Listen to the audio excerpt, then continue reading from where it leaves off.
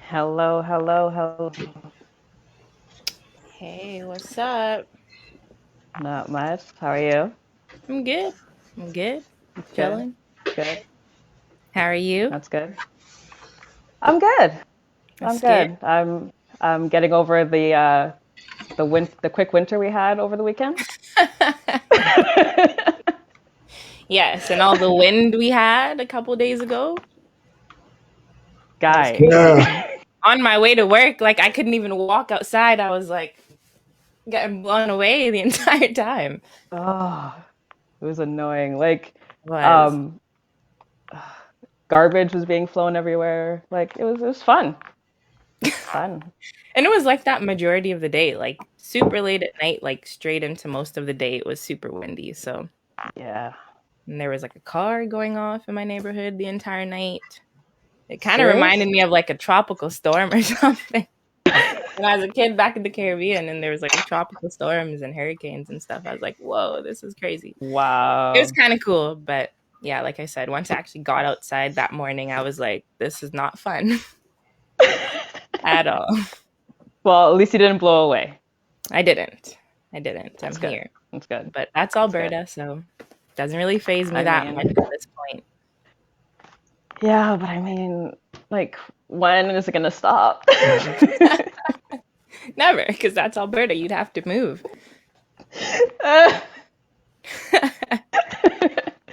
Tim, how about you? Oh my goodness. I'm good. You're good. I'm good. I How can't. how was the quick winter for you? Oh well, it wasn't that end of January winter that we had the other. As long as it's not that, like I'm not gonna complain. Like I know that it's gonna be schizophrenic um, until maybe June. To be honest, like it get June. no seriously, like you know it. Um, Literally, Why you you can't be apologize? surprised if you get like snow like in April, like you know what I mean, or in May. It literally happens. And I've been here long enough to be like, man, it sucks, but it's just like it Yeah. is what it is. Yeah. But as long as it doesn't get like curse the sky cold in March, you Why know. are you saying that now? Why are you putting it out in the universe? I'm Why not why putting. why? I'm just saying it doesn't. I'm saying that doesn't really happen. Like, do you know, like that True. kind of late January, early February cold that we get, where Yeah. you're like, why am I here? Like, what am I? A -30. No, seriously To though. It breathe. used to. Like, It used to. I remember when I was in like high school, like because my birthday always used to be around like spring break, like start of spring break or just before spring break. And I remember Right. for like most of high school, like it used to be like -20 at the end of March. But like the past few Yeah. years, it's been fairly decent. So happy about that. There has been a shift I've found. So Oh yeah, for sure, for sure. mhm. I just saw a comment on Facebook. D, don't never apologize. It's always good to be first. yeah, It's always good to be first. You always get to hear a little banter before everyone else. So yeah, Exactly. man. Everybody, the the the four people watching can say, hey, what's up? Let us know who you are. exactly, Yes, exactly. Let us exactly. know. Yeah, for sure. So a lot of things happened this week. Well, in the last 2 weeks because we missed last week, but that's okay. Mhm. A lot of things Lots, happened. lots of Ready, things been going on. Lots, ready to lots of dive things. in. I don't wear a swimsuit, but I'll dive. You don't wear a swimsuit, so what do you wear? Easy I over I wear there. my I'm I wear I'm my curious. What does she I wear wear? I wear my clothes and my feet touch the water. Oh, come on. I'm one of Wait, those. can I'm you one of guys those. swim? No, seriously, can you guys swim? I'm not the No. strongest swimmer, but yes. Like I wouldn't say I'm Olympic swimmer, but Well, yes. how many people are Olympic swimmers? Like the thing is, Hey, well, if I you know are, there's like some people they did swimming since they were like yay high and they did like all the levels and stuff like that. like, and then some people were like lifeguards, and at least here, like I just grew up in the Caribbean. I went to the beach, and that means you can swim. Like, you know what I mean? If you got knocked off a boat, depending on your jumped off a pier, depending on your level of inebriation, you won't drown. I would hope not. If I fall into a river or something with some currents, different story. But I would try my best to survive. Right? Like when someone asks me if I can swim, I say I won't drown. We'd hope not. Quickly, what are you putting that on me? Like you would hope. No, because there's incidents that happen. You hear things, and people say, "Oh, she was a strong swimmer," but so.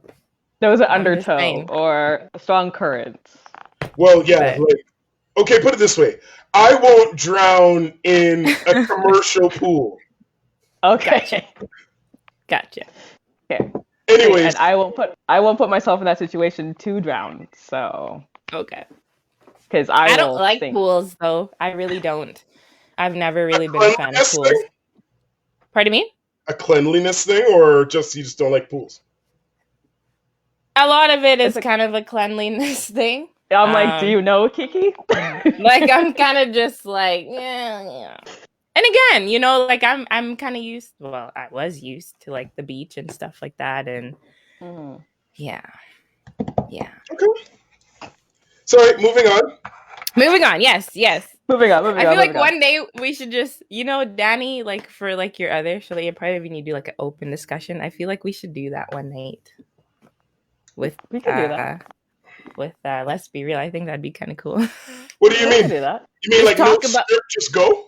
Yeah, just talk about random stuff, just how we do all the time. And then if maybe we send someone a link or something, if someone wants to come on and say something, I think that'd be kind of neat. Switch it up. Yeah, no, that's dope. Yeah, that'd be neat. We can do that. We can do that maybe next week or the following week. Okay. If you guys want to. Sounds good. We'll talk. Good. We'll discuss. Yes.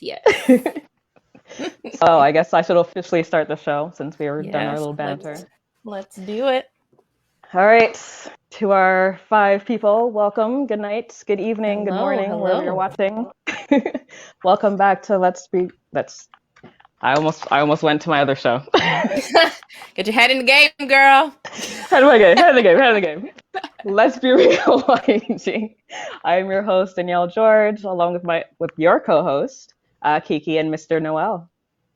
On the show, we talk about the arts. Hello. We talk about the arts, small businesses, relationships, current events in the African and Caribbean community. So throughout the show, we want you, the viewers, to ask questions, post comments. The show is about you. Let's be real.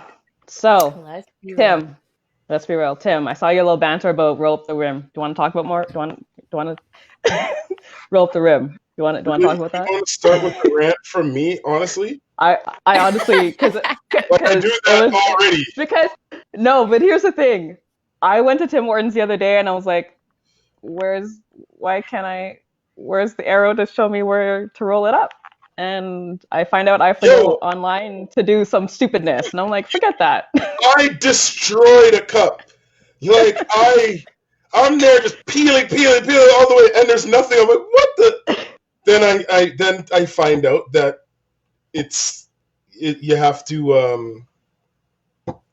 download the Tim Hortons app, or you go to the website. And you know what?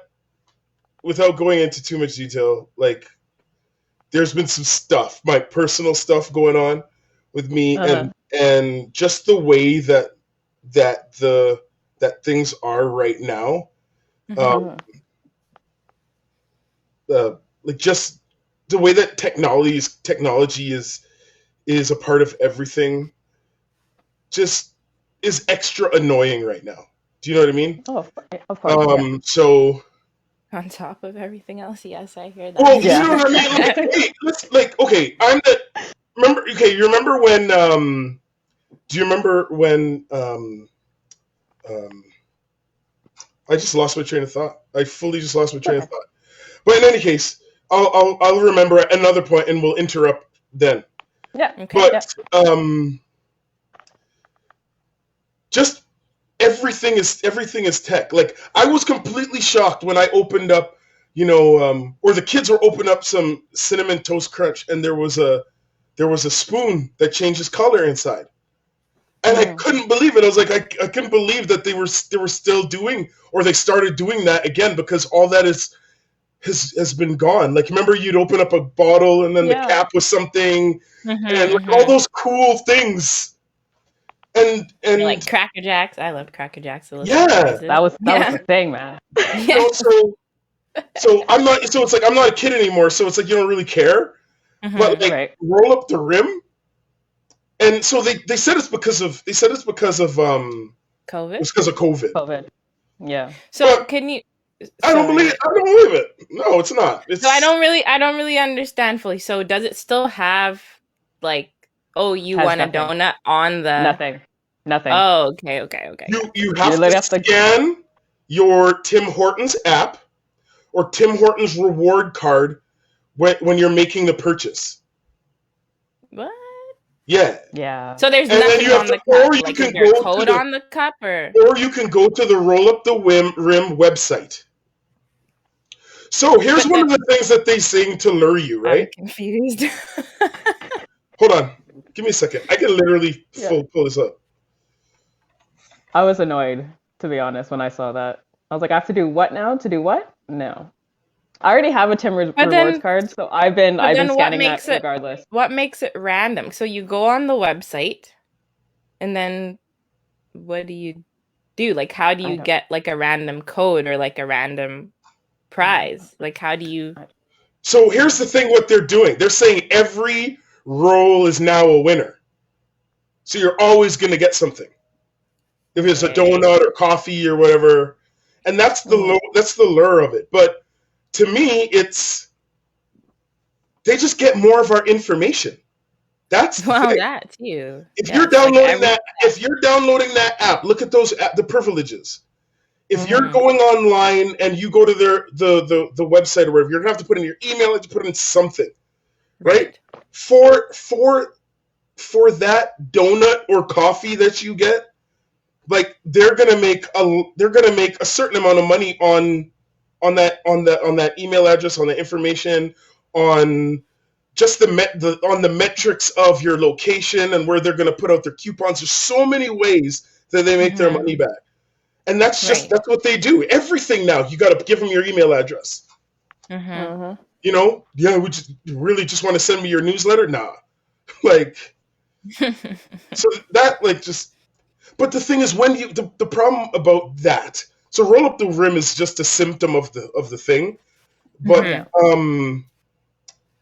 the biggest problem is when you need humans, you have to jump through so many hoops to get them, right? And to me, that is frustrating, especially with COVID now and stuff too. And you call a number and then it's like +1 for this, +2 for this, blah blah. And it's like, I just want to speak to someone. I shouldn't have to do 20 steps before I can speak to someone. You know what I mean? Especially depending on what it is too, and it's something you want to get addressed right away. Yeah, that's annoying. Have you had the ones where they're your like phone assistant and you have to like speak to it, and then if it can hear you or not? Tell us what you need. My mortgage. I didn't talk. You know what I mean? Yeah. My mortgage. Okay, well, what about your mortgage? Exactly. Your mortgage.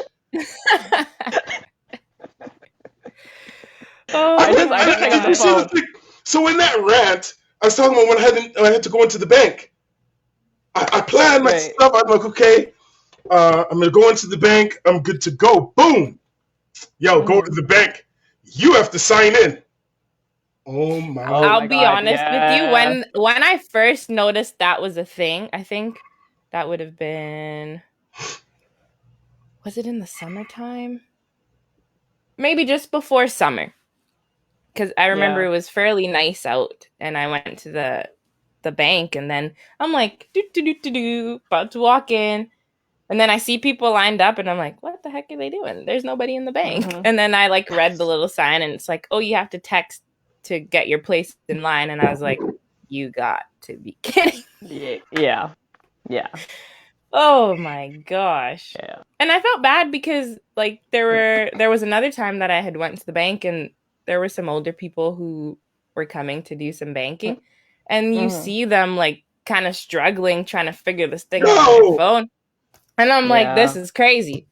Like yeah, it's ridiculous, but what can we do? It's the way of the world right now. It is, and they're doing their best. Yeah, like they're doing their best to phase out as much, like live customer service. Of course. But you see, like, there was a sweet spot when all of this was really good, in my opinion. There was a sweet spot. The internet's the same thing. There was a time where the internet was really, really dope. Like, you just search something up. You don't have to use any tricks, or you don't have to use any crazy tags or anything, just like to filter out. You just search something, you can find it. And now there's just so much fluff to go through. Like, your legitimate response could be on your second or third page, you know, when you're searching. And there were times when adding technology into brick and mortar businesses and government services was really good. But like, now there were services that I needed to access that don't have reception anymore. They don't have a place where you could just walk into anymore. When there's 2-hour wait times, you know. Yep. Yeah.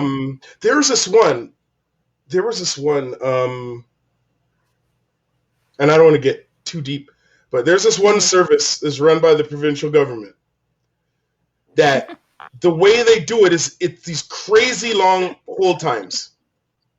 And every certain amount of time, you can't, like, you know it's going to be a 2-hour hold, and you can put your phone down, but you can't. Because you have to press every maybe 10 minutes. You have to hit a couple keystrokes to stay on the phone. Shut up. Dead serious. Dead serious. Can you let me know who it is so I don't have to call them? Because I ain't doing that. And he's like, nope. Honestly, I will not. Honestly, I've, again, almost 17 years with the federal government, and the wheels are super slow. The provincial government is on another flex. It's on another flex. The city, I find the city is fairly efficient. But again, it's easier. Right. You got 1 million people. You know what I mean? Well, the province, I get it, is 4 million people, but then most of your things are in the major centers and whatever. And there's hiring freezes and all that. And I get all that. But goodness me, like, healthcare, family stuff, the courts. Like, if I was gonna get into it, like, inefficient. And you have Jason Kenney. Like, okay. You know what? Okay.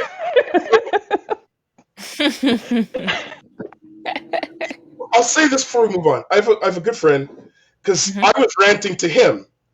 Actually, I ranted to a few of my friends, but I was ranting to him, and he was saying that one of the biggest issues with the provincial government is that, you know, and the problem with politics right now is that it's like people forget, they take the sides, and they forget that government and politics is here for all of us. So they pick their sides, and then they will, like, you know, die on the hill of whatever decisions their side makes. Right.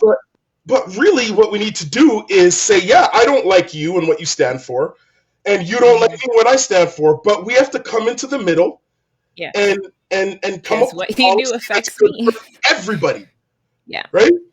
I know that, and what I just said sounds like absolute utopia. But, I mean, but that's what it's supposed to be. That's what democracy is supposed to be. Yes. Right? Because so his point was, let's say if you change the government, you're not really get to collaborate with the other side. So if you don't like what they're doing, what they'll do is they'll just tear down everything the last person did instead of tweaking it to make it better. Yeah. is tear it down. And that's why there's all these systems that don't necessarily work for me and you. Mm-hmm. But even though we're electing them, it's not working for some of the people. Right. You know? Yeah. And I find a lot of things aren't working for the majority at this point. Even for Yeah. the people who, you know, are for that particular side. I just feel like right now it's not working for either. Right. Exactly. So Yeah. something needs to be done. So it's like it doesn't work for either side, but what we got caught up in is the group identity of whatever side you're on. Mm-hmm. So even though it's not working for you, you're gonna fight against those guys because they're not on the same side as you. Right. Even though you're in an equally crappy position. Mm-hmm.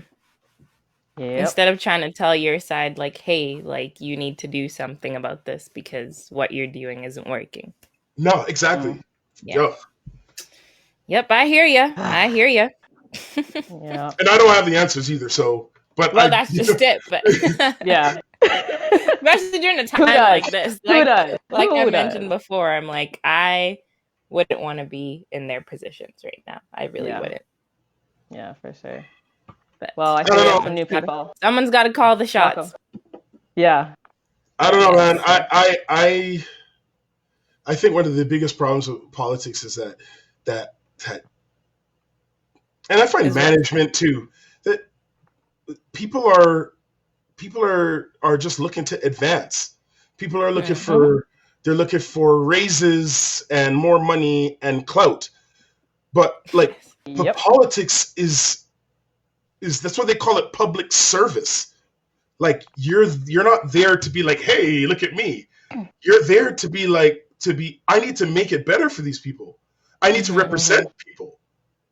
You know, but I feel like some people in those positions are there for the, hey, look at me, I'm here. Most of them are. Most of them are just not. Most of them. Yeah, exactly. I find that in all kinds of places. You find it on the left and the right. You find it with the activists. Half the time, it's just like to me, it's just narcissism. Mm-hmm. Yo, we're gonna talk about that later. We're gonna talk about that in a bit. Sure, we will. Oh, we're gonna talk about that in a bit. Trust you, me. So I wanted to bring this up last week, but we couldn't go on. I wasn't aware of this. I'm not sure if you guys were aware of this, but on March 21st was International Day for the Elimination of Racism. It's also called Fight Racism Day by the United Nations. Did not know this. I'm finding out Has more that than I'm always saying. been a thing?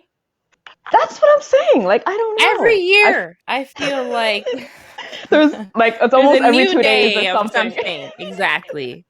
And I've been saying this for the past few years. I'm like, growing up, you didn't hear about half of these special days. Nope. But I didn't even know there was a popcorn day. Did you know there was a popcorn day? I didn't know there was National Popcorn Day. Right? Anyway. So on March 21st, there's this girl named Wumi. She was a dancer for Wajo. And now living in Calgary, she's an award-winning performer artist. She's a founder and director of Wozy Africa. And also she has a dance company and is also the producer of Yugasha, which is a dance theater production, almost like the Canadian version of, who's that famous dancer in the States? Debbie Allen. Okay. So like Bam? From Bam? Oh, never mind, go on. Okay. So it's almost along those lines. It's amazing. If you guys get a chance and you're in Calgary, I suggest you guys go watch it. So Wumi was a part of a virtual anti-racism arts festival that was hosted by the Central Vancouver Island Multicultural Society and the Canadian Cultural Mosaic Foundation. She was one of the panelists on this virtual, and during her speech, she was being called by the N-word by several people that hacked into the Zoom event.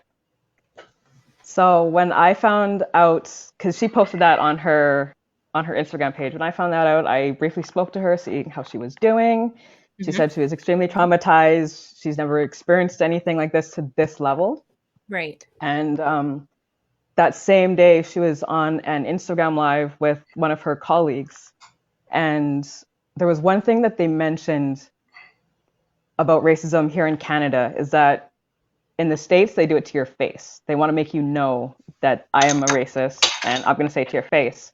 Whereas in Canada, they seem to do it behind your computer or in a way where they can have a quick getaway, which made me think. So what do you think do you think we as a community have to do something? Because I believe the police aren't going to do anything to help us. What do you think we need to do as a community to get the word out there that this stuff is still happening?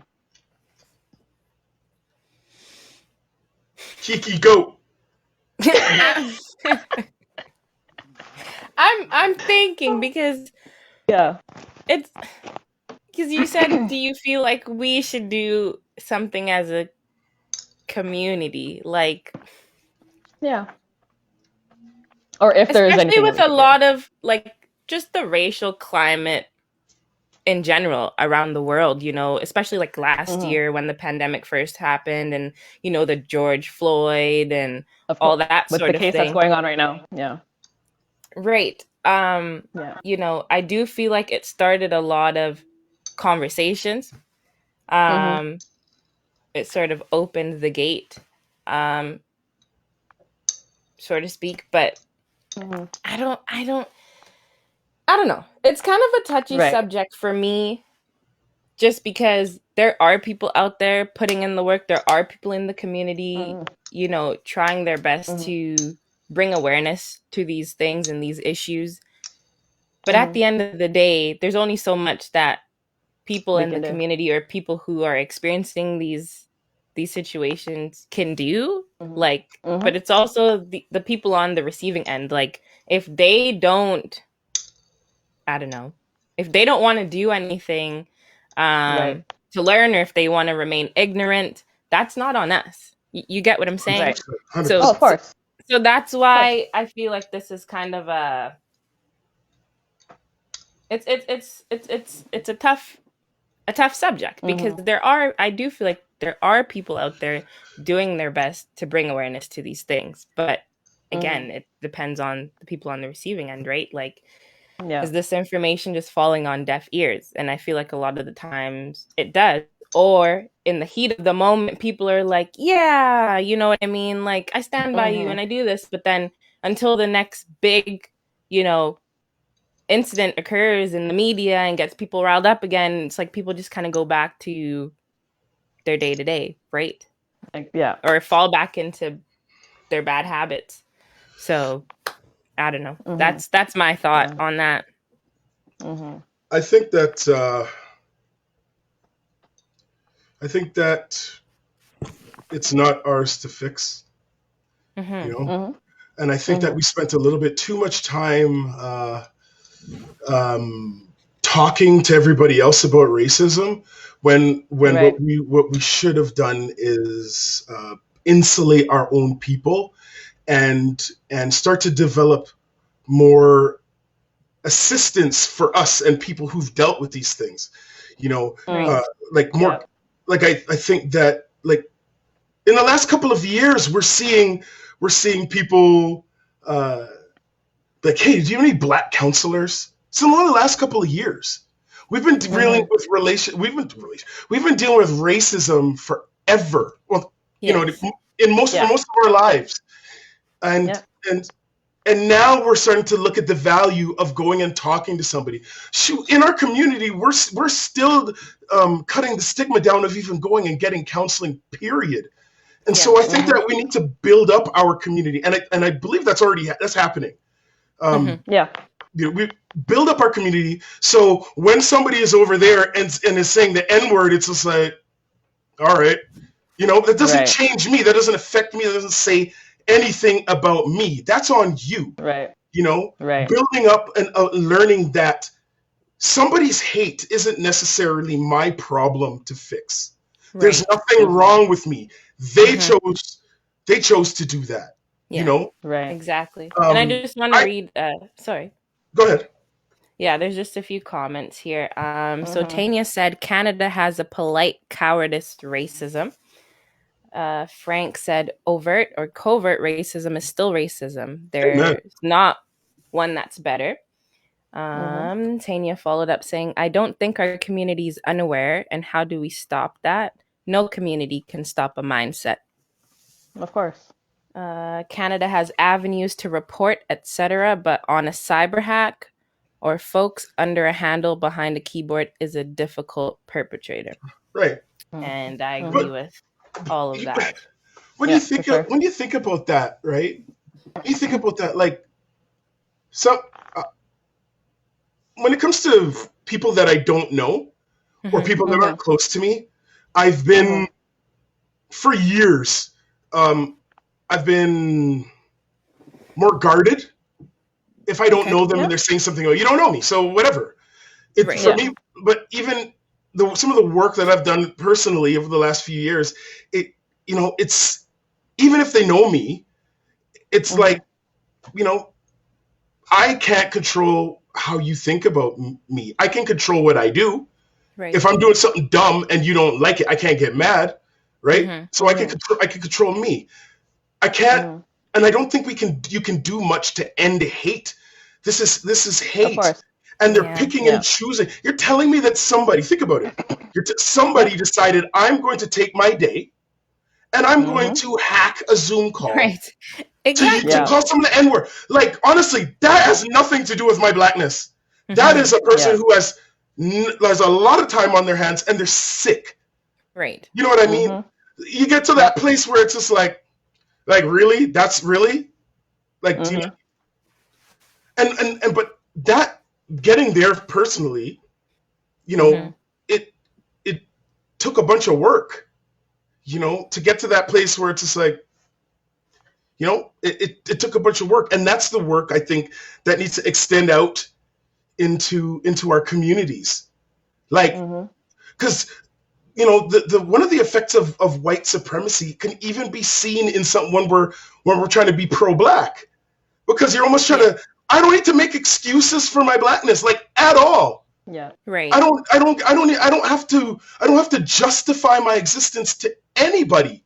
Go bun you, like. Do you know what I mean? I'll stand there and point and laugh at you. You know what I mean? Like, I'm like, I know I have one close by. Sorry, Tim. No.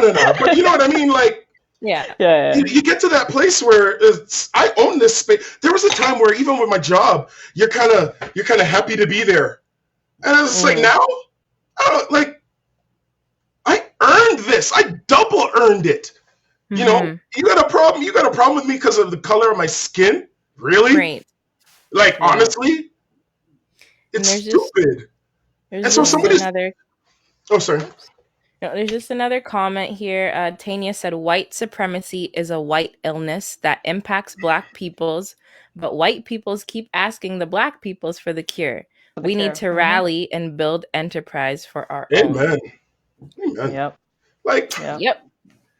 Like, honestly, man, I should reach out to that lady, and I'd be like, yo, I would say to her, like, this is the impact. This is what this is what our community has been doing. Right. That people and their hate, they're literally going to seek you out to try and disrupt what you're doing. That is showing you that what you're doing is extremely valuable. Yes, exactly. Because if you weren't doing anything good, no one's gonna come and bother you. They just let you exist. Yeah. But now, because I think that with all the awareness, we're going to see more hate, right? Exactly. Yep. Right? We're gonna be more of a target. I hope people can kind of do that, perspective switch and use it as a driving force instead of something that's going to hinder what they're doing. You know what I mean? Because like anxiety is human, but like we can't let it handcuff us, because again, what can we do about hate? What can we do about ignorance? Or ignorance where there is no desire to learn? You know? If I was going to sit down with somebody who thought they were educated or thought they would, or was willing to have a conversation with me, and they had an issue with multiculturalism, they had issues with black people, I'd love to sit down and have a conversation with them. I'd love to. I want to hear the madness that's in their mind, and then that I can take that back to my community, and then I can educate people with what is what the mindset's out there. Right. But but if somebody is popping off the N-word, like really, that's all you got? Yeah. Yeah. I remember I was doing a 5 Artists 1 Love one night. Yeah. And I parked on 101st Street, and I was crossing over to get to, because it was at the Windspear that year. Was that the Windspear? Okay. No, sorry. It was at not Windspear. Art Gallery. Anyways, it was Art Gallery or one of those places. And someone rolled down their window, and I was running across the street, and they were just like, "Run, N-word, run!" Right. And it's funny. I remember I felt I was like, wow, this is where we're at still. I'm going into a Black History Month event and getting called, and it's I've been hearing racist stuff towards me since I was 8 years old. But it's more about them than it is about me. And that's exactly it. And that's it. Yeah. So on the flip side, I don't know if you guys saw the video that's been circulating about I think this was in Chicago. I could be wrong. Okay. A Black guy literally put his foot through the chest of an Asian woman.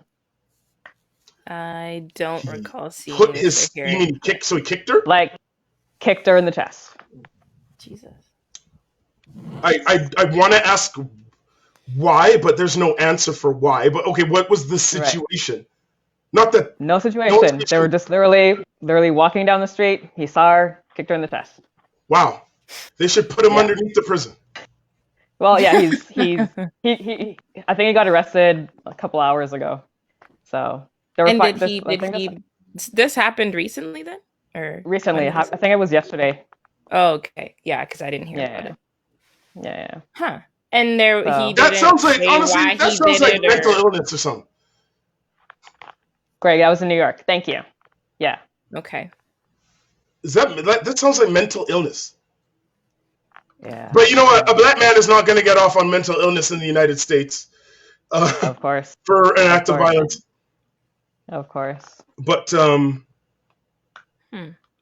there's no background. There's no nothing. It's just this guy walked up to the lady, kicked her in the chest.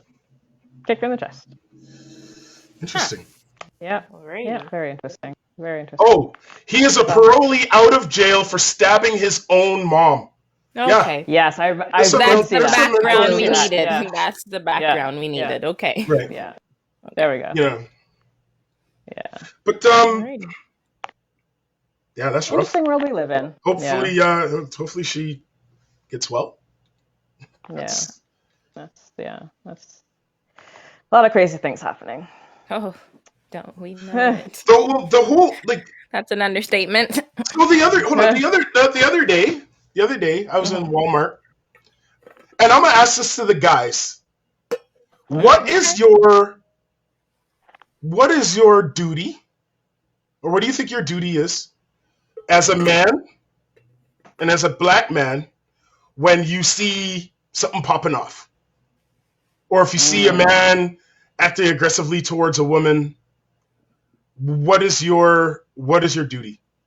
What do you think? Do you have one? Do you care? That's a good question. Okay, fellas, let's hear it. They're like, we care. Listen to y'all. Oh my goodness.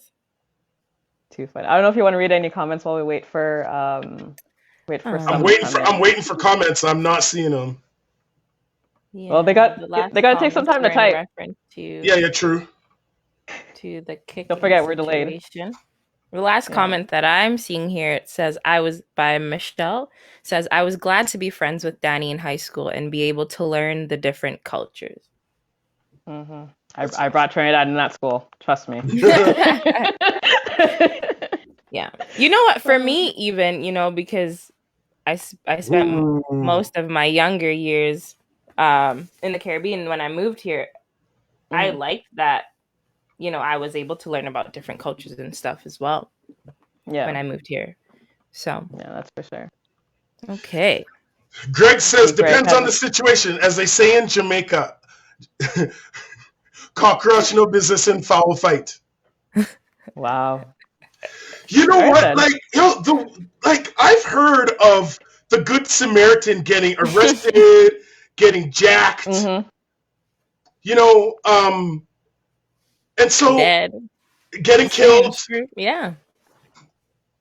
You know, I saw I was at Walmart and there was a lady, and I think she was it was an older white lady, and she was pushing her cart, and she hit. I guess she hit a vehicle of this, like, he's Asian, but he seemed like Filipino. Yo, this guy was mad. He came out of his vehicle. He's like, "You're gonna pay for my car," and da da da. And I couldn't hear. She wasn't speaking as loud as him, but like whatever she said made this guy kind of pop off. Oh wow. But I watched as, and she was an older lady, not like old, but she was like older, maybe like not middle aged. And I watched as some of there were some, and if it was a black woman, okay, the people that were coming, like you noticed that a bunch of men, bunch of black men, or not black men, white men. Or like coming to her defense. They were coming to the aid and come to the defense and kind of just, or standing close by to just monitor the situation. And keeping an eye, right. And of course she gets her phone out to record the man, and and I looked there as I got in my car with my daughter and left. I started thinking about, you know, because there's a part of me that jumps to be like, whoa, easy, like, you know, there's a part of me like that's like, hey guy, you know, there's a lady, you know, there's that part of me that does that. But then there's a part of me that's like, oh hey, you're a big black man. And while, you know, again, there's hate and there's the thing, but if I'm going to insert myself into a situation, to me it better be worth it. Family, right. Pick and choose your battles. Yep. Family, my children, my whoever my love interest is, a friend. But like that's something that I had to think about, because naturally I think most people would just jump in and be like, yo, especially if someone's really angry, you don't know how they're going to be. So I kind of wanted to throw that out there, and Greg, thanks for your answer. And there's a part of my masculinity, I guess, that's kind of like, but there's a part of my humanity that's like the survival and the fact that I have dependence and all kinds of things and things to lose. That's like, no, bro, you leave that alone. To be honest with you, though, Tim, I feel like, you know, those sort of situations expand beyond, you know, like masculinity. There's so many times too where, you know, I've witnessed certain situations and I'm like, do I get involved? You know what I mean? And I think about the different things, like you said. I go down the list, like, is it worth it? You know what I mean? Are people gonna look at me a certain way? Because I remember even in like high school and stuff like that, there was one time we went out. They used to have like these high school parties. We weren't legal yet. I forget what it was called. Shake, I think it was. And we went to this one event, and my group of friends, they got the whole limo package and everything. And they had like a booth, you know, and they had like their monsters and whatever drinks and stuff. They thought they were pop. And, you know, and there were these two girls who came to our booth, because I think it was one of my friend's birthdays. They came to the booth and they weren't allowed to be there. And we're like, hey, you know, like, we paid for this, like, you know, can you leave? And initially I didn't say anything. I was just chilling, doing my thing. A few of my friends asked them to leave, and then, you know, they kind of got into it. And I was just like, hey, like, you're not supposed to be here. Like, you're not a part of our group, etc. Can you guys leave? And it turned into this big screaming match. The other girls, obviously, it wasn't us, because we belonged there. You know what I mean? Yeah. And security comes over, and he started asking the girls, like, what happened? So I started explaining to him, like, you know, this is our group, this is our booth, whatever. And he literally put his hand in front of my face like this and said, shut up. I don't want to hear anything from you. then turned to my friend. It was my other friend who was further back in the booth who had nothing to do with the situation because they weren't even interacting with the girl. So they didn't even really see what had occurred, and turned to her and asked her what happened. And I'm like, she had nothing to do with this. She wasn't even the one who was talking to the girls. You know what I mean? So, and then it turned into this whole thing. Oh, so I was just kind of like, yeah. You know, I do know it was a race thing because everyone was just like, what? And like, yeah. So, yeah. And to be honest with you, ever since that situation, because I think at the time, I think I was only like 16. I don't even think I was 17 yet.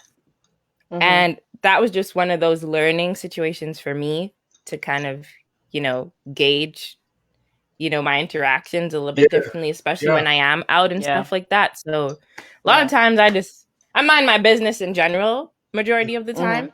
But yeah, that was definitely a teaching lesson for me because then he wanted to kick me out of the booth. And I was like, wait, what? I came here with these people. Yeah. He wanted to kick me out of the booth because I was like, hey, she doesn't know anything about the situation. She wasn't here when it happened. And then he wanted to kick me out because he was saying I was, you know, being... Anyways. Wow. Yes. Well, I'll tell you this, and I there's another story. I might save the story for another day, but... Open discussion? I don't want to say that if it was... Discussion. I can't lie, and I can't... Like, if it was a black woman, I definitely would have stepped in. Yeah, I definitely would have stepped in. Well, and it's like, call it racism, but even just as a black man, I know she doesn't have the same advocacy that that lady would have had. Do you know what I mean? Right. Like, guaranteed, she wouldn't. You know what? Like, and or if it was an old Filipino man, or if it was a black man, you know, or somebody. I just know that there's going to be a bunch of people that are going to see the situation, and they're going to take a side without even being objective. Right. And we're outnumbered. And if it's not going to be like I'm going to go in and swing and fist, but if it's to record it, if it's to, you know, to write down what I see, to, you know what I mean, just to be there, because those are the little things that we do in our community. So when you leave situations where you feel like there might have been racism there, you know that, hey, I'm not alone, right? Yeah. And so right. It's not. Tanya says it's not racism, it's solidarity, and 100%. But of course, we know that. Do you know what I'm saying? They don't. We know that, and there might be people even listening that don't know that. So 100%. But that's what that story you just told. That happened to me in the worst way. I'm talking, I was shaking mad, like shaking angry. Yeah. Oh, damn. Should I tell that I'll be honest with you. I was open discussion. Pretty upset that night as well. Like, you should be. I was like, I want to go home. I was just like, I can't. Yeah. I was like, this is but hey. Yeah. It is what it is. It was a learning experience, but those sorts of situations, they happen quite frequently. Mm-hmm. So speaking of solidarity, I've never heard of this person until this happened. Derrick Jaxn. You didn't hear of Derrick Jaxn? I definitely heard of Derrick Jaxn. He always pops up on my timeline and stuff like that. I did not hear about this guy. I've seen his face, but I didn't know who he was. Okay, and you didn't know what he did and what he did, because I just see some guy talking in his car. What? No, I'm not gonna click on it. No.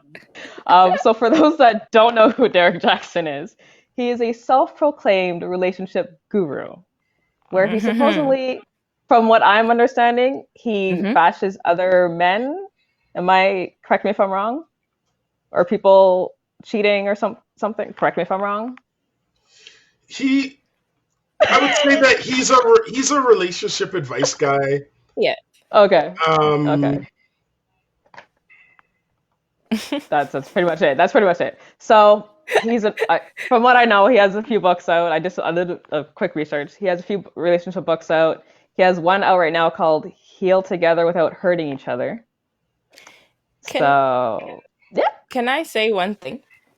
With all the scandal and stuff with them, when I kept hearing him like mention the title of that book, and I was like, is a part of this promo for the book? Like at one point I was thinking, is this promo? Not to say that those things didn't happen, because when they were talking about it, they were like, but this happened, at least that's what I was seeing. They were saying, oh, it happened so long ago, yada yada yada. So I'm like, was that mostly from a point of promo?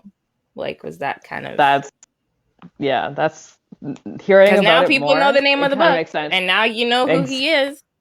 Exactly. Well, we talked on our last thing about what was it, about bad publicity? Did we talk about that? Yes, we did. We touched it.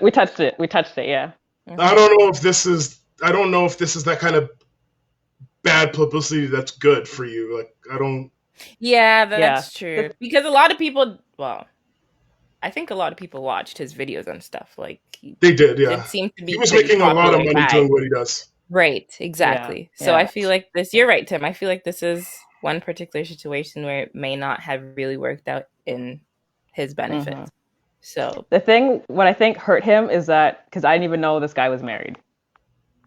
So for him to bring his wife the way that she looked, and watching them interact, I don't know if you guys notice it, but his micro emotions. You could say that. His micro expressions. He was doing a lot of smirking during his we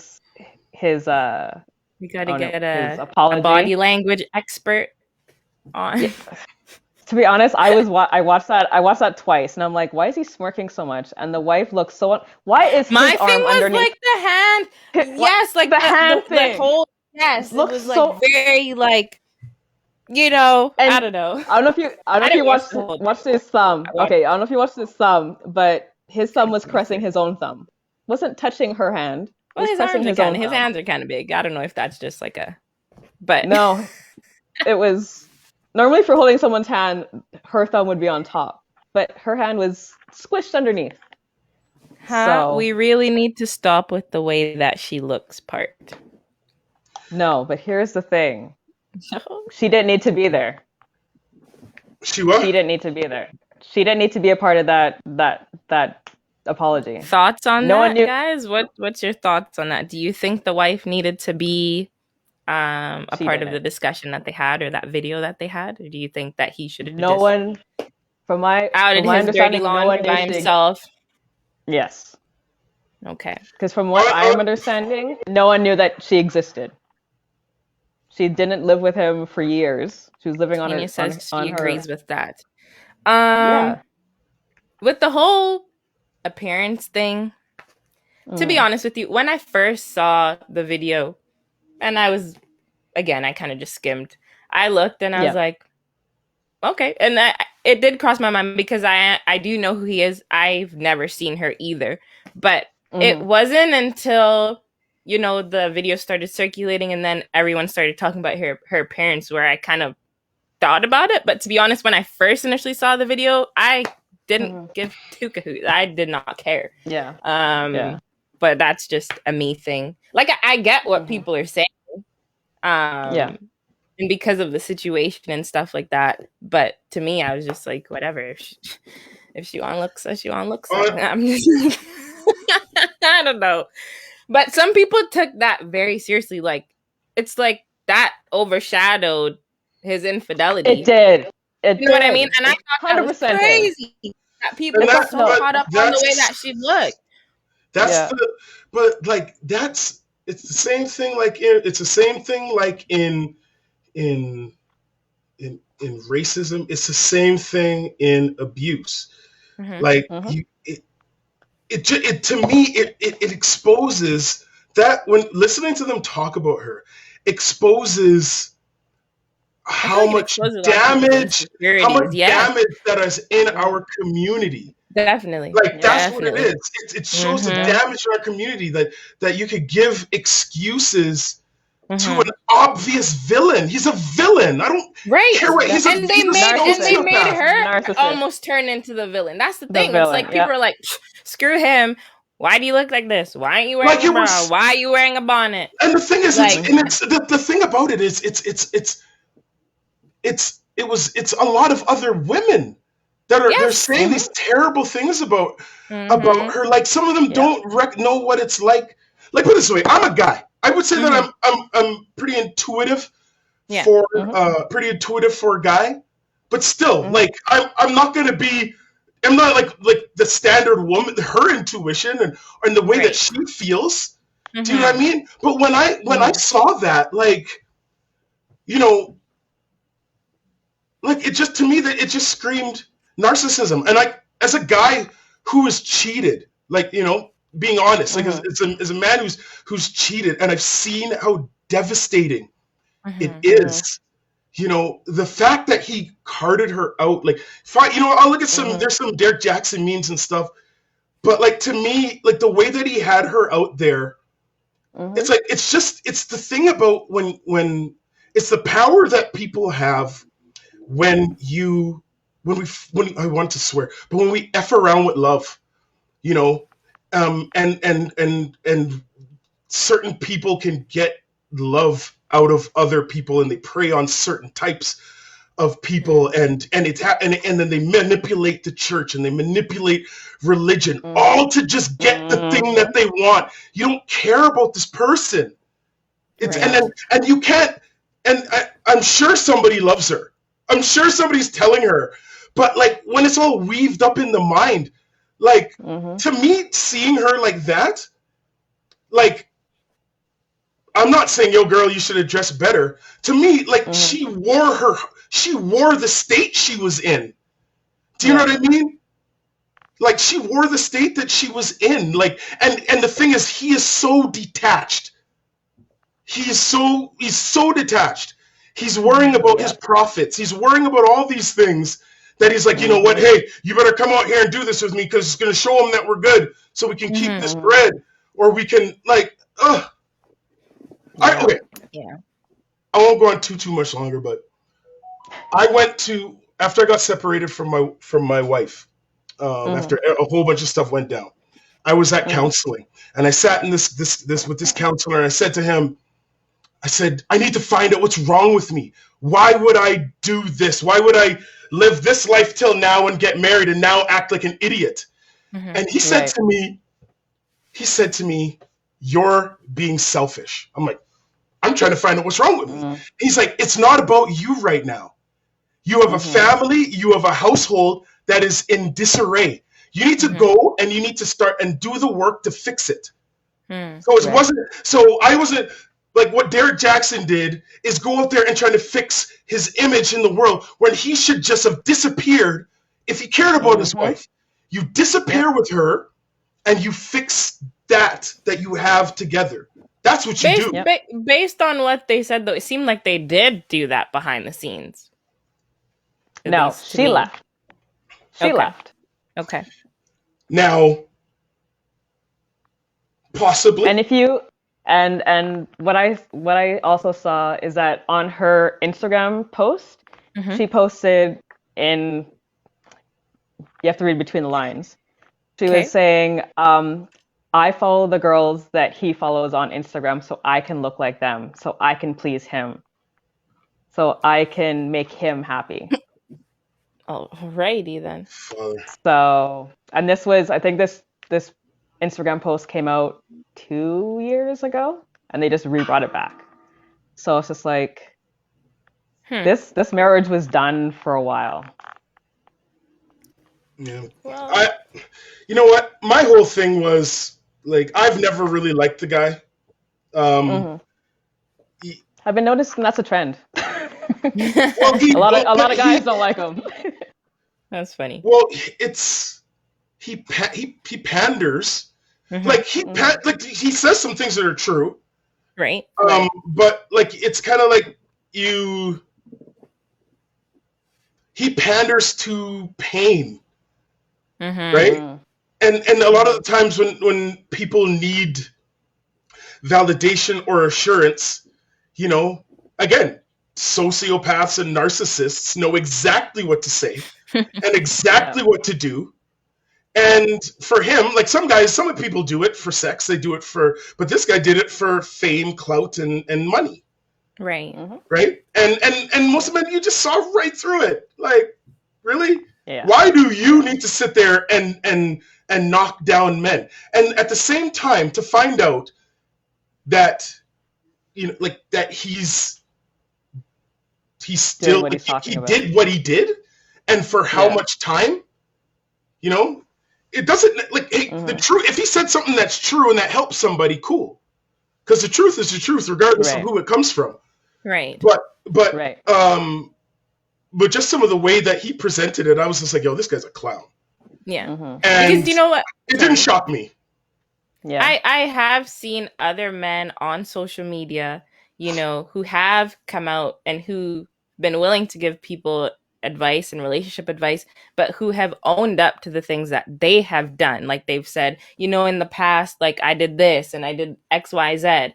And then they'd go on to say, like, you know, don't do this or blah, blah, blah, blah, blah. Or I know it's tough. And, you know, I've seen people with sort of that sort of approach. So, yeah. But Derrick Jaxn. And the fact that he did a reaction video to his own video. That I found weird. That I saw a little clip of. Again, I didn't watch the entire thing, but I was like, when he was talking in third person or whatever. Yeah, that. Who does that? I mean, yeah, whatever.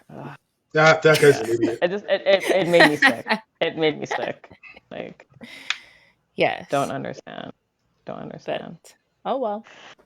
Yeah. So I know you're a Nike fan, Kendra. Yeah. I'm an Adidas fan too. I like, you know, time and a place for everything. That's what I like to say. Did you see what Lil Nas X came out with? I did. Yeah. At first, to be honest with you, I saw like a little clip. No, I didn't watch. I didn't watch the video.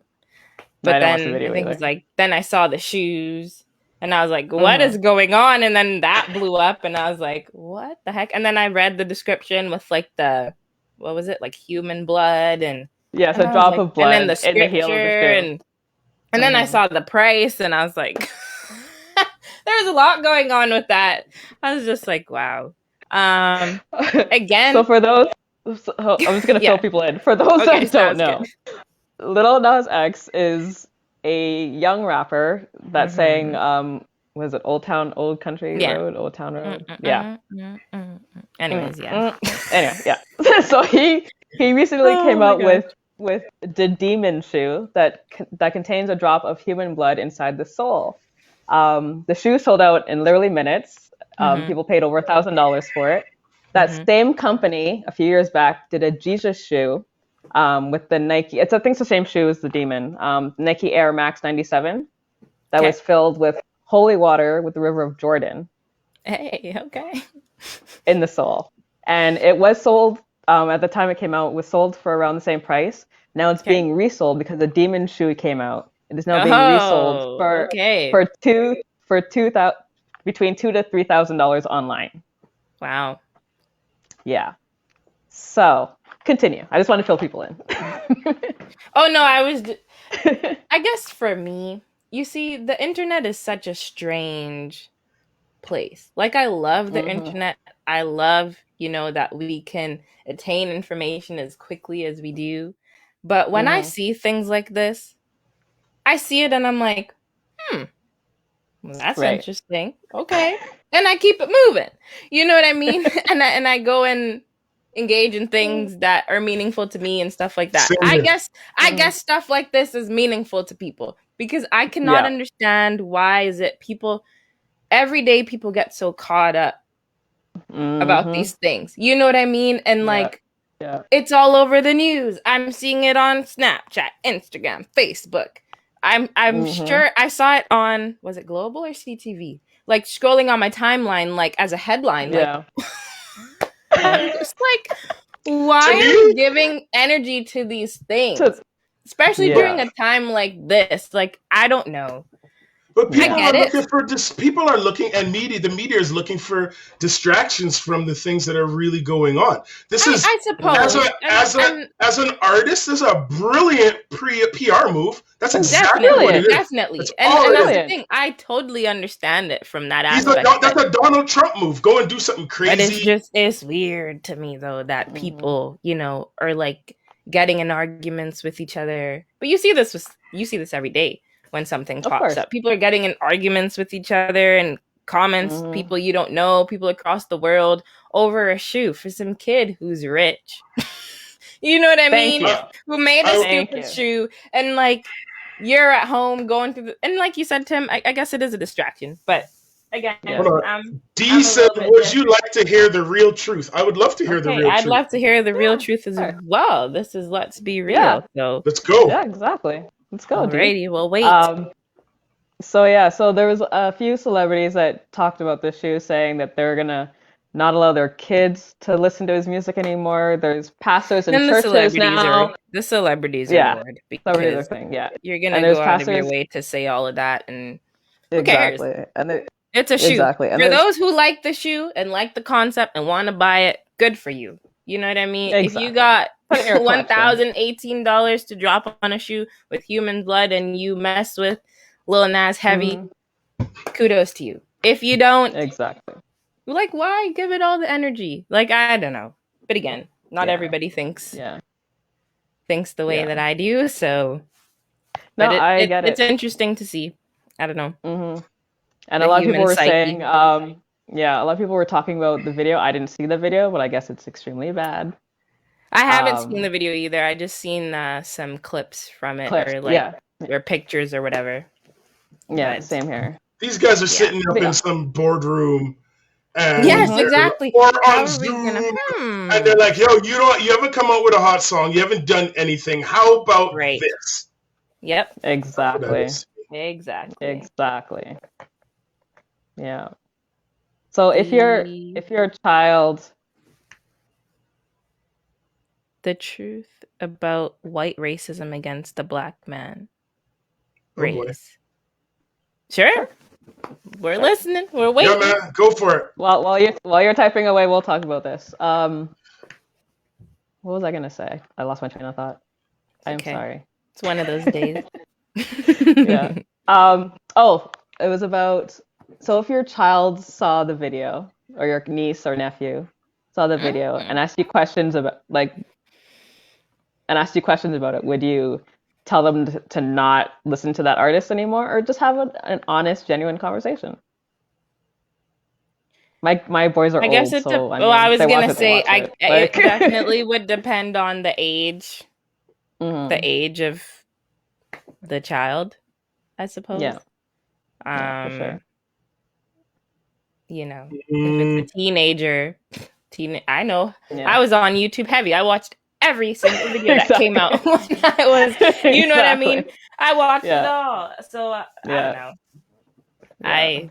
It depends. I think that you can have an open, honest conversation regardless of if you're telling them not to watch it or not. That's one. Yes. And two, for my kids, I don't really care.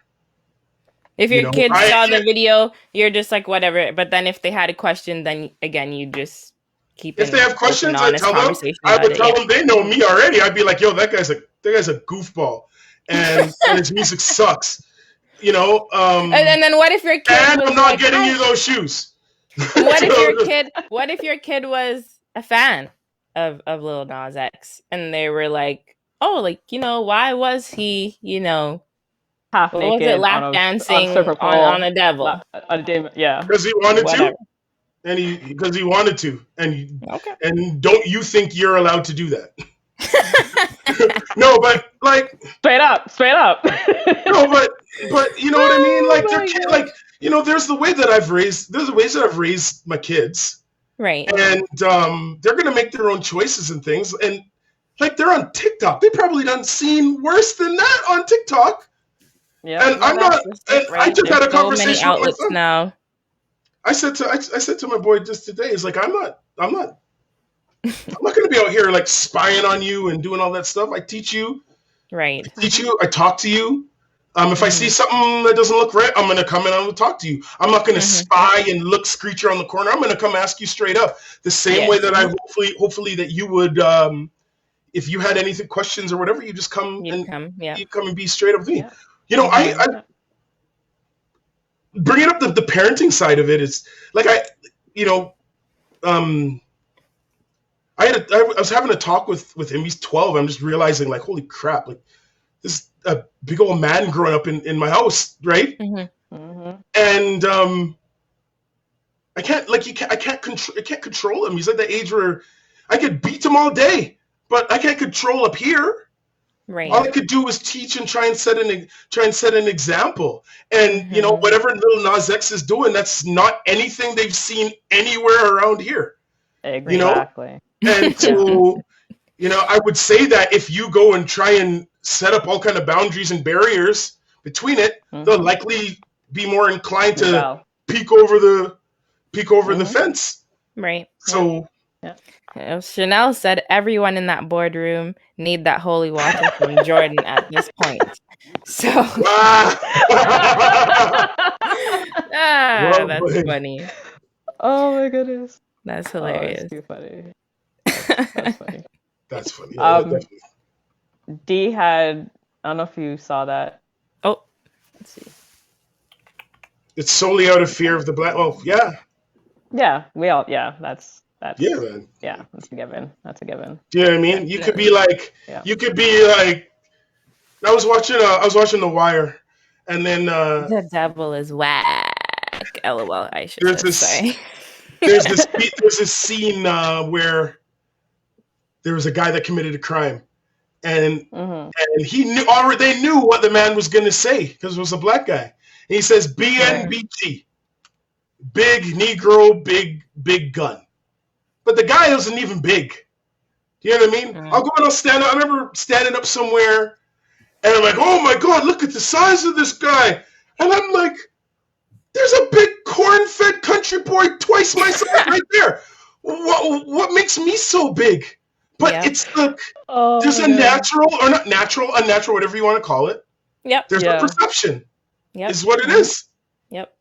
And that's very true because I've had instances, you know, where I've been somewhere with friends or whatever, and I've heard, and this is even people that I know who aren't black, who've made comments like, oh, he looks scary, or so-and-so looks this way, or I've even had people say like, oh, you know, like, never met me or anything, they've seen me, and then they're like, oh, you know, when I first saw you, you know, I thought you were this or that, and I'm just like, what are you talking? You know what I mean? Right? Like, yeah.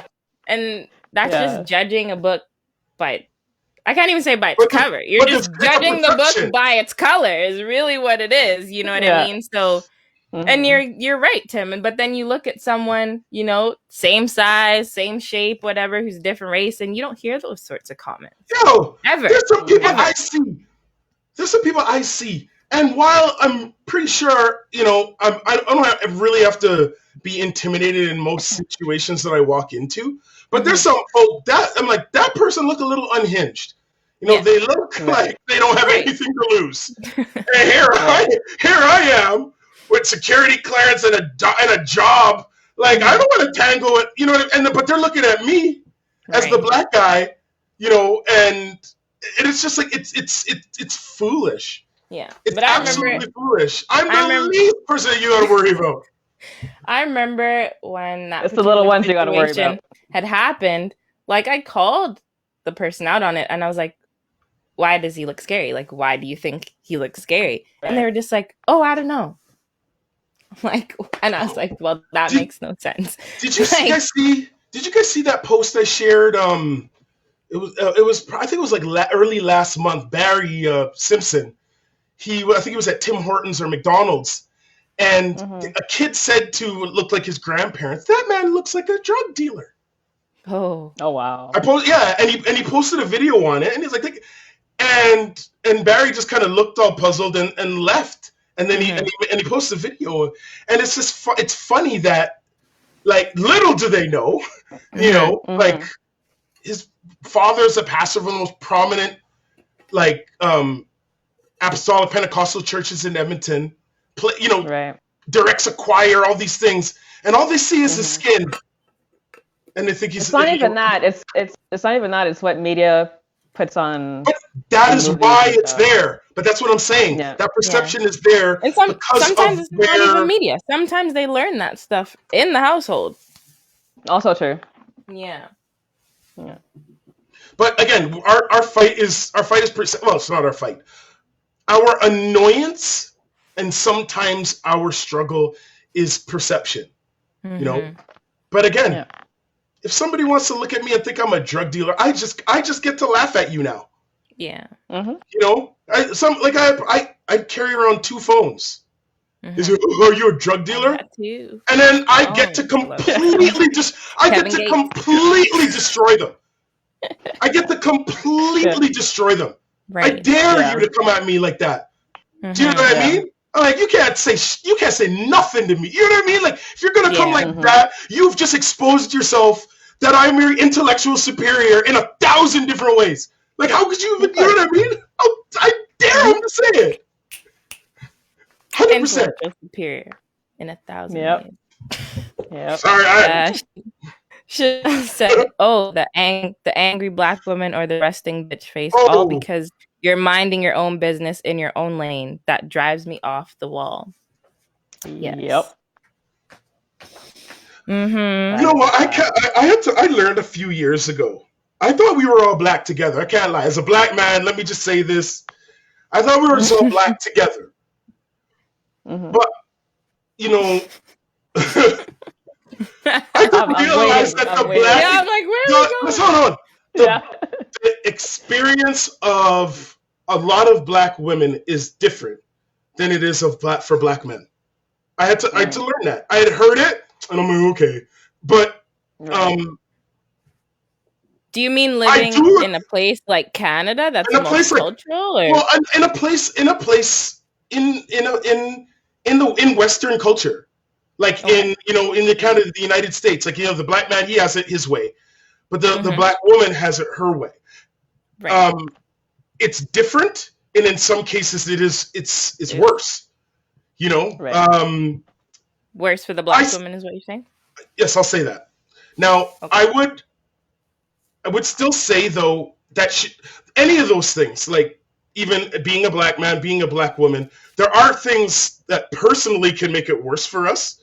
Like how we carry ourselves, what we do. Like if you're doing bad stuff, or if you know what I mean, like it's not going to help the case, right? Right. But there is a perception that is there, and Tania did mention that in one of her comments earlier, and I had to learn that because there's situations where as a black man. You know, I walk in a space and it's cool. But I've seen it. I've literally seen it, and you hear it in the attitudes, like the whole angry black woman. You listen to black women and how sometimes that they have to be so careful and audit what they say because of a perception that they had nothing to do with.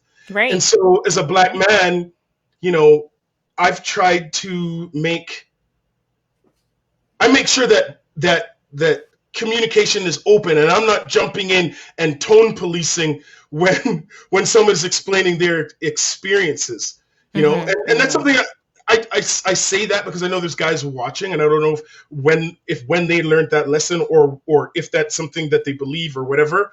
I'm just sharing that. Right. But just know, the black women that are listening, like there's a lot of us that understand that. Right. And are trying to do things in whatever way that we can that lessen some of the impact that has, because that has to be crazy. Because I don't care if somebody thinks I'm angry. When there was a time when especially when you are actually angry. Right. I say what better out than in. Yes. Right? Yeah. So, and I don't really necessarily think about the repercussions. One, because I'm not going to be violent, which is usually the fear. Right. And then the thing is, the black woman isn't going to be violent, and then you know what I mean. And they're still going to treat her like, she's about to pop off and box people. Like, that's extremely... Yeah. And Tim, I'm not sure if the comment you were referring to earlier, but Tanya said a bit earlier, research has shown that Black women are viewed as less deserving of protection by others. Yes, that's the one. Yep. Mm-hmm. That is definitely the one. And I remember hearing that, and I was just like, what are you talking about? Like, Black men are getting shot and getting this and that. And I really started to look, really start to listen. And it's like, oof. Yeah. Yeah. Wow.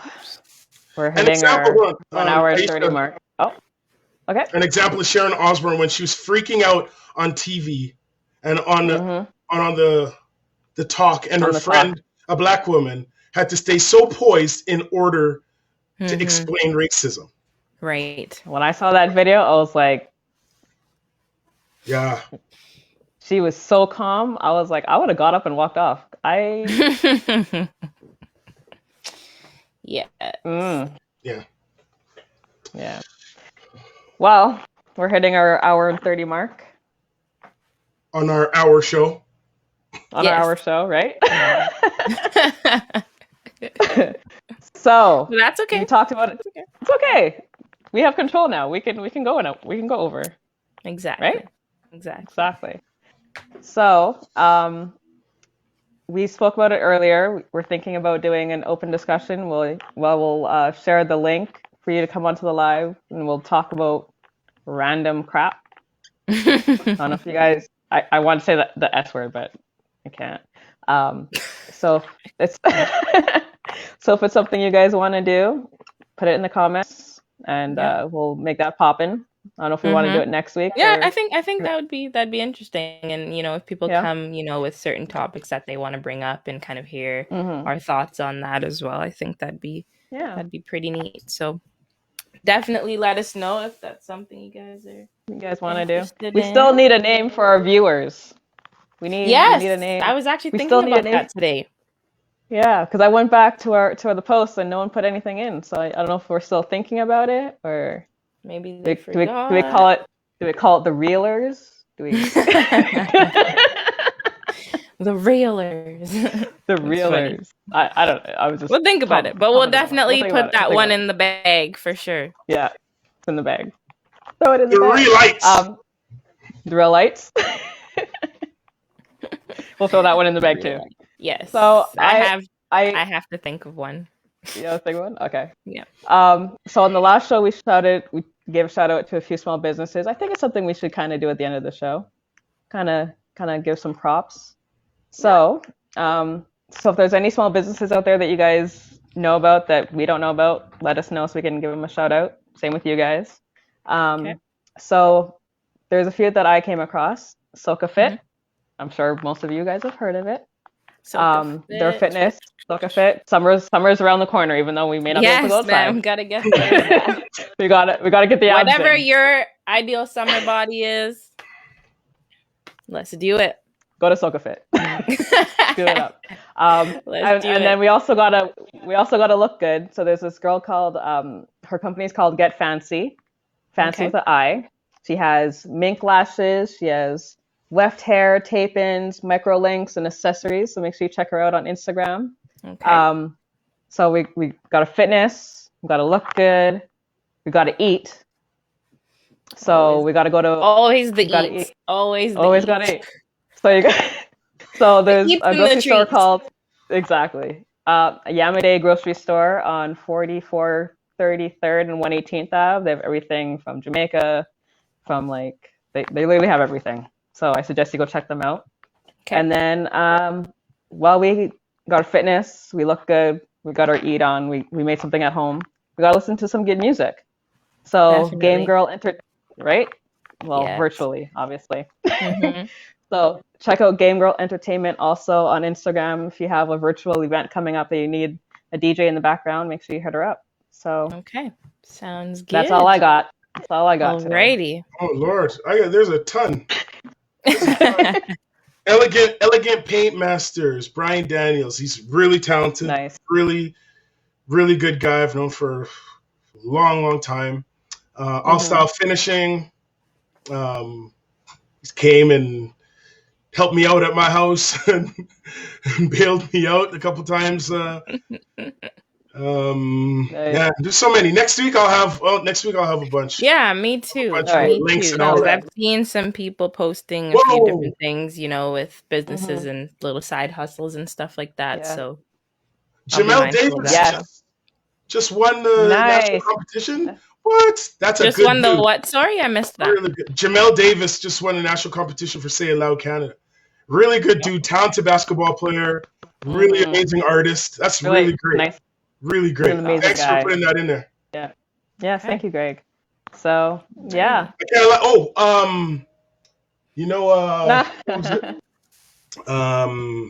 sing. I'm gonna say this today. My kids went back to their mom. But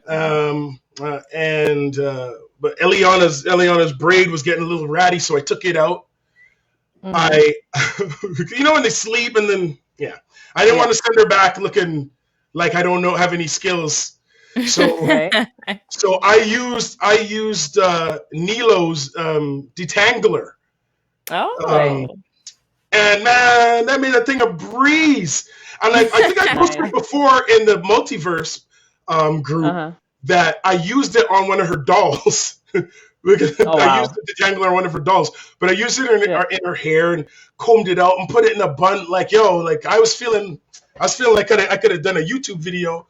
How nice that bun looked! I'll tell you that. You should have. So I'll say so that. What you're saying is we got to go cop that detangler. Cop Nilo's products.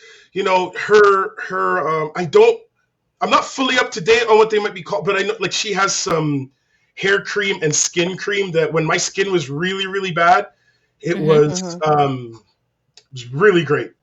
Okay. Really great. So her products are dope and she makes them herself.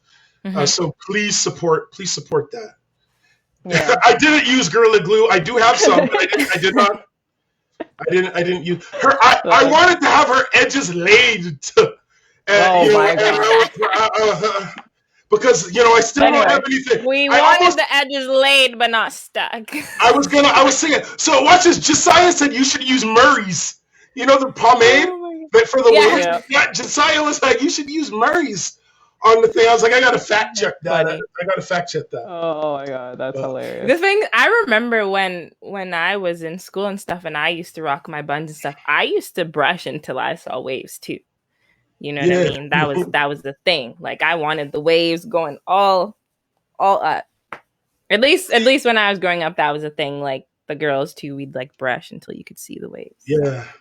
I remember when I had waves. Good times. I just brushed. Find a picture? Find a picture. Show us next week. Easy there. Yeah. Now, the last thing I want is look how young Tim looked. No. Oh my goodness. That was genuine. I was just like, yo, pull up the picture and let me see. Because I've never seen you with waves. On that note, we're gonna end that here. I'm gonna let you get off of this, Tim, but next week you're in trouble. Oh my goodness. Alrighty. So on that note, I had my waves with my strap. I had the strap with yo. Okay, so see now the more you talk about it, now we need to see a picture. In one of our open discussions. All right, deal. Open discussion. Okay. So we'll figure out when we're gonna have an open discussion. We'll let you guys know. On that note, I want everyone to have a great Easter weekend. Yes. The weather's supposed to be fairly nice, right? I think this weekend is it? I haven't really checked, but I'm hoping. What I've been hearing. Okay. That's what I've been hearing. We'll see. Good old Berta. So, we'll see. Right? Yeah. Schizophrenic. With every and anything. We'll see. 4 seasons in one day. You never know. Exactly. So on that note, have a good night. Have a great weekend. And we'll see you guys next week. If you have any bun and cheese, just let me know. And you can give me my address. You deliver that. Tell us what they ate for Easter, what you're eating on Friday. Listen, don't hate on canned cheese, okay? All right. All right. I've never really been a fan of canned cheese. Yeah. Wow. Okay. Good night. night. But I've never hated on it though. It's just me personally. Like I've eaten it. I ate it lots growing up, but it was just never my favorite. It's like, so it's just but right. For those of you who like your butter and cheese. Oh, okay, Tim. Good bye. for you. Okay, guys. Have a good night. Bye. I know Greg's gonna agree with me, so Yeah, I whatever. was waiting for some of the Jamaicans. Where my Jamaicans at? Yo, come on! About them bun and cheese. Yes. Okay, What is he gonna sing? What are you talking? You missed the comment. Oh, they're waiting for the singing from him. Dang. You missed the Now comment. we're good. Next time, man. We'll have next some time. pan Next time. and Next time we'll sing singing some shit. and There we go. Yeah. There we go. We'll do that. we'll make it a whole thing. All right. Okay, guys. Yeah. All right, everybody. Have a Good night. Bye. Bye.